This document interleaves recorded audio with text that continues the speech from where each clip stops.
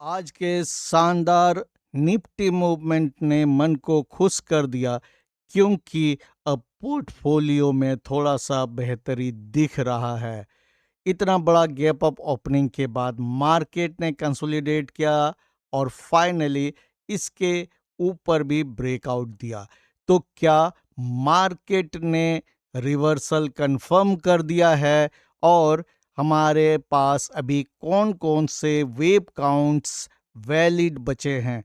आज के एनालिसिस को अंत तक जरूर देखिएगा क्योंकि अंदर है एलियट वेव एनालिसिस के लर्निंग मटेरियल्स जो आपको बताएंगे कि मार्केट में क्या कंफर्मेशन मिला है।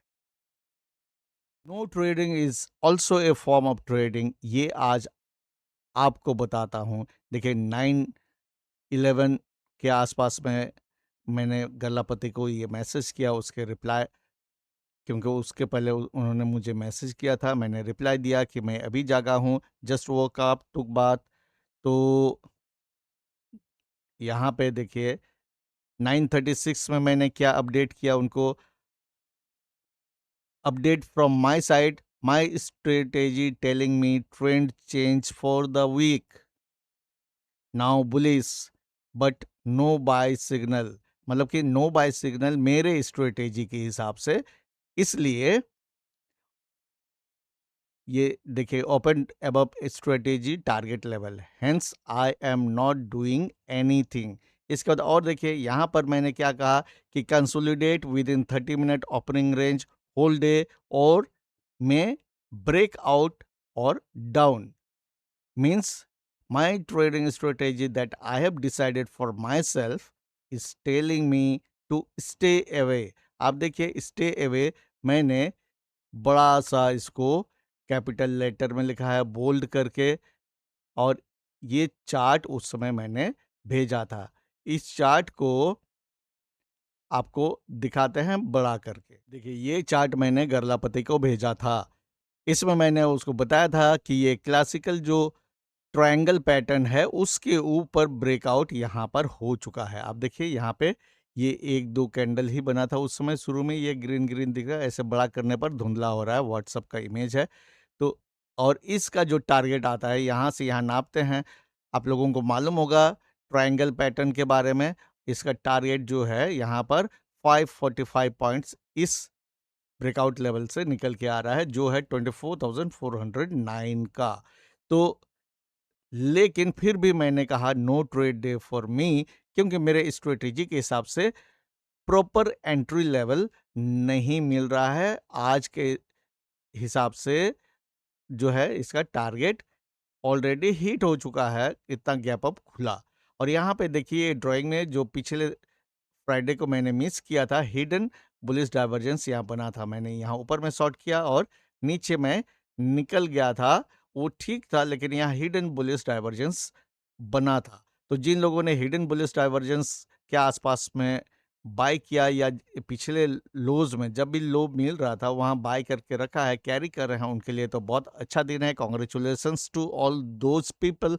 लेकिन हमने जो बाकी एनालिसिस में देखा था कि नीचे ये लेवल 23,153 तक आने की संभावना लग रही थी, वो नहीं है। आपको याद होगा मैं 3 पॉसिबिलिटीज पर बात कर रहा था, उसमें से 2 पॉसिबिलिटी में लग रहा था कि नीचे आ सकता है, और ये जो पॉसिबिलिटी है इसमें नीचे आके ऊपर जाना था। तो लगता है यहाँ से यहाँ जो नीचे आया है वो ही काफ़ी हो गया, इस पर आगे बात करेंगे। तो इसमें अल्टीमेटली इस चार्ट के हिसाब से ऊपर जाना था, और इसको ध्यान दीजिए मैंने यहाँ लकीर खींच के रखा था कि ऐसा कंसोलिडेट होगा, इधर कैंडल नहीं बना था। तो अभी इसको हटाता हूँ, आप देखिए मार्केट ने क्या किया। मार्केट ने, मैंने ये यहाँ तक का कैंडल में मैंने कहा था कि ये ऐसे होगा, ये आप देख लीजिए, ये उसी तरह से कंसोलिडेट किया और ब्रेकआउट या ब्रेकडाउन जो होना मैंने कहा था, ये 2:35 को यहाँ पर हुआ और ब्रेकआउट किया ऊपर।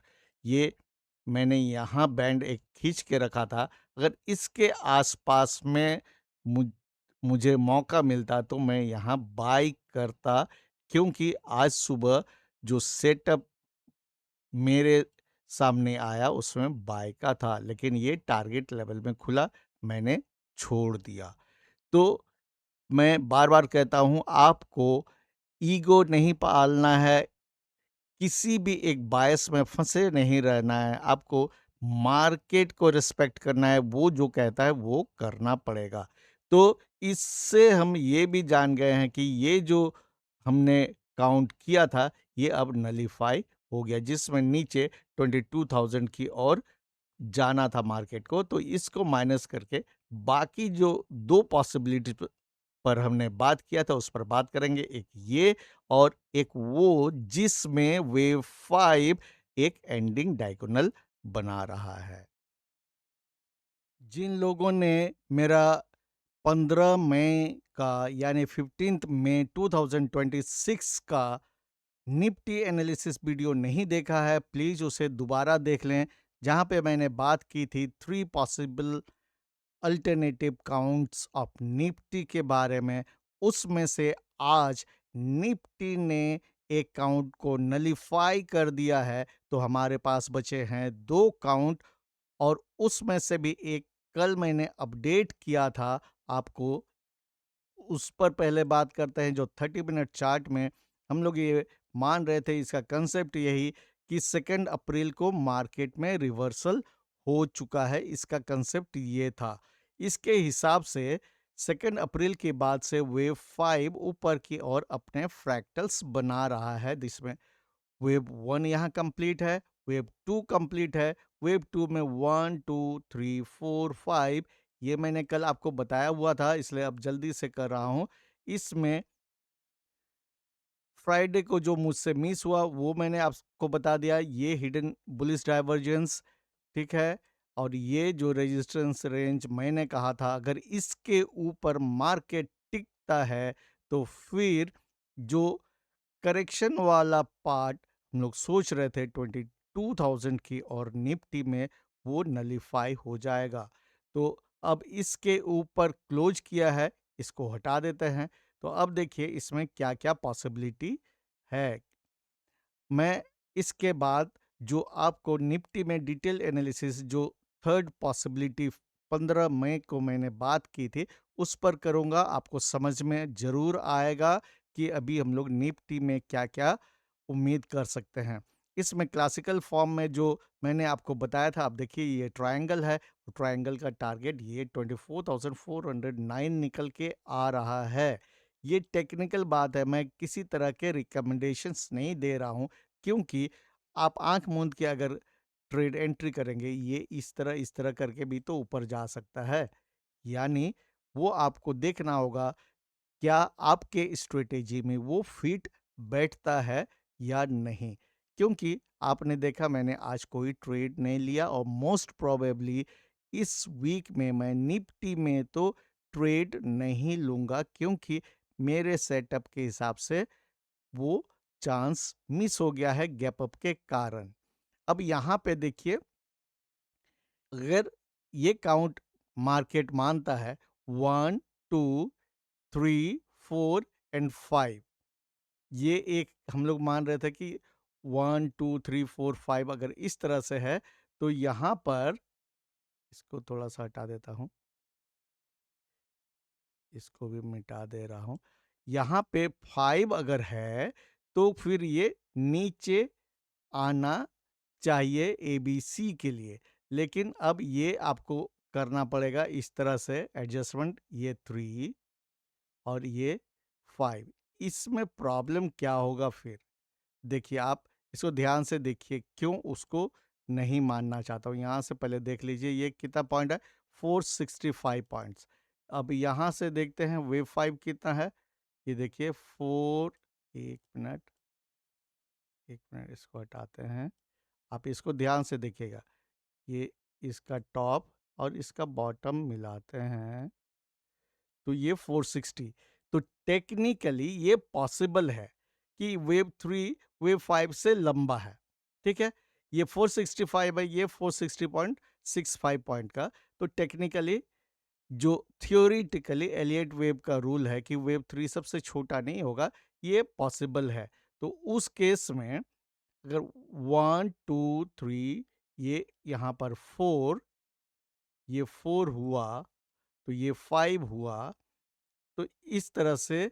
लेकिन फिर यहाँ क्या प्रॉब्लम होगा, ये करेक्शन हुआ और ये ऊपर जा रहा है। ये करेक्शन को स्मॉलर टाइम फ्रेम में ब्रेक करके देखते हैं, तो आपको यहाँ पर ए बी सी ये मिल जाएगा। ठीक है, क्योंकि मार्केट जो कह रहा है वो हमें मानना पड़ेगा, उसमें एडजस्ट करना पड़ेगा। ए बी सी, यानी यहाँ पे वेव टू, ये जो यहाँ वेव वन लिखे हैं, इसका वेव टू यहाँ पर बना, और ये छोटा करेक्शन है, इसको आप क्लियरली देख सकते हैं। ये वेव टू यहाँ पर बना। ठीक है, ये वेव टू बना, इसको मैं मिटा दे रहा हूँ। इसके बाद ये ऊपर की ओर जा रहा है, तो ये ऊपर अगर जाएगा तो किस तरह से होगा, ये 1 2, ये 3 के कारण है, और 4 5 इस तरह, और ये 3 यहाँ पर स्ट्रांग होना चाहिए। अब देखिए कैसे, यहाँ आप इसको यहाँ पे देखिए, फिबोनाची एक्सटेंशन के बारे में किसी दोस्त ने कहा था कि आप इस्तेमाल क्यों नहीं करते हैं। इस्तेमाल करने में कोई दिक्कत नहीं, मैंने आपको बताया हुआ है क्या करना है। वेव वन यहाँ से शुरू हो रहा है, इसका फ्रैक्टल्स, इसके लोअर पॉइंट को यहाँ पे लगाइए, और ये जो वेव फाइव है यहाँ इस तरह से, और ये यहाँ आपने किया, तो इस हिसाब से आप देखेंगे 161.8% निकल के आ रहा है, 24,556, और उसके बाद 25,150 के, और तो यहाँ पे ये क्या है, यहाँ वेव टू, इसके बाद वेव थ्री है, उस थ्री के अंदर का फ्रैक्टल है, ये 1 2, ये फिर 3 4 5 इस तरह से बनेगा। तो ये मैंने आपको ये एक पॉसिबिलिटी बता दिया है। अब इससे ज़्यादा इम्पॉर्टेंट अल्टरनेटिव काउंट मैं दिखाऊंगा, जो वीकली चार्ट में होगा, और एलियट वेव का एक पेनोरामिक व्यू भी उसमें आपको मिलेगा। तो ध्यान से देखिएगा, सीखने के लिए बहुत सारी चीज़ें हैं, और आप समझ सकते हैं कि अभी ये मानने में कोई दिक्कत नहीं है कि निफ्टी ने रिवर्सल दे दिया है। तो चलिए दोस्तों, the most awaited analysis of Nifty, ये वीकली चार्ट है। ये थर्ड पॉसिबिलिटी मैंने बात की थी 15 मई को आप लोगों के साथ। इसमें ये जो है बड़ा सा आपको दिख रहा है, ये प्राइमरी वेव है, और ये ग्रीन कलर, कलर कोड इधर मैंने कर दिया लाइट ग्रीन में, ये इंटरमीडिएट वेव है, और ये जो ब्लू कलर का है ये माइनर वेव है, और उससे छोटा ये माइन्यूट वेव है। क्योंकि Elliott wave is fractal in nature, बड़े वेव के अंदर में अपने से छोटे फ्रैक्टल्स होते हैं, फिर उस छोटे वेव के अंदर में और छोटे छोटे फ्रैक्टल्स होते हैं। ये आप इस तरह से इसको देख लीजिएगा। अभी जो हमारा डिस्कशन है, नहीं तो बहुत लंबा हो जाएगा, तो एट प्रेजेंट हम लोग कहाँ पर हैं, इस बड़े वेव फाइव, यानी कि ये किस तरह का वेव है, देखिए मैंने क्या कहा था, प्राइमरी वेव। प्राइमरी वेव 5 का फ्रैक्टल्स चल रहा है। ठीक है, इसको और बड़ा कर देता हूँ। ये 2020 में जो करेक्शन आया वो प्राइमरी वेव 4 था, इसके बाद प्राइमरी वेव 5 चल रहा है, एक्सटेंडेड लग रहा है। इसके अंदर ये इंटरमीडिएट वेव 1 2 कंप्लीट है। तो अभी फिलहाल कहाँ हम लोग हैं, इंटरमीडिएट वेव 3 में। ये इंटरमीडिएट वेव है। उस इंटरमीडिएट वेव, क्योंकि मैंने आपको क्या कहा था कि Elliott wave fractal in nature है, तो वेव थ्री में फिर 5 फ्रैक्टल्स आपको इस तरह दिखेंगे, और ये 5 फ्रैक्टल्स इंटरमीडिएट के अंदर हैं, तो माइनर वेव होंगे। देखिए ये 1 2 3 4 5, इसमें देखिए 1 2 1 डन, 2 डन, 3 देखिए डन। ये 4 के कारण हमें बहुत कन्फ्यूजन हो रहा था। ये जो वेव 4 है, इसमें कन्फ्यूजन क्रिएट हो रहा था। क्योंकि कभी हमें लग रहा था कि वेव 4 कंप्लीट नहीं हुआ है, कभी लग रहा था हो चुका है। इसीलिए मल्टीपल काउंट्स, मल्टीपल पॉसिबिलिटीज पर डिस्कशन ज़रूरी है, जो मैंने किया भी। अब ये वेव 4 7 अप्रैल को इसने जो लो बनाया, देखिए कितना का लो था। ये लो था 21,743, 21,743 ये लो बना। इसके बाद मार्केट ऊपर गया, ऊपर भी गया तो कंफ्यूजन कम नहीं किया। क्योंकि देखिए ये इस तरह से ए बी सी, ये एक पॉसिबिलिटी था, यहाँ तक आता, लेकिन वहाँ नहीं आया। तो अब देखिए क्या इसमें निकल के आ रहा है। यहाँ चूंकि देखिए इस जगह से जो अभी कुछ देर पहले मैंने बात किया, उसके हिसाब से यहाँ लो बन चुका है। अब इसके हिसाब से भी लो वही लग रहा है। देखिए वीकली बेसिस में यहाँ गैप अप हुआ है। तो अभी जो है